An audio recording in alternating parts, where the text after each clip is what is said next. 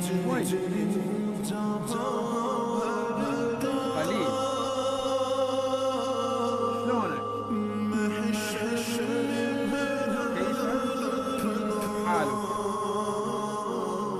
واجد كثير. لا تحاتي،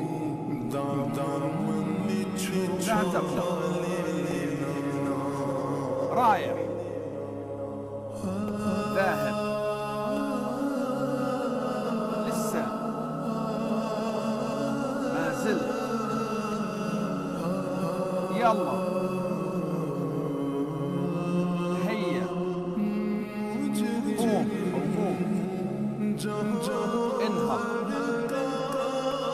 مثل هذه الكلمات اللون الأحمر هي العميل، هذا هو الكلام. لكن عند الكتابة تكتب الكلمات مقابل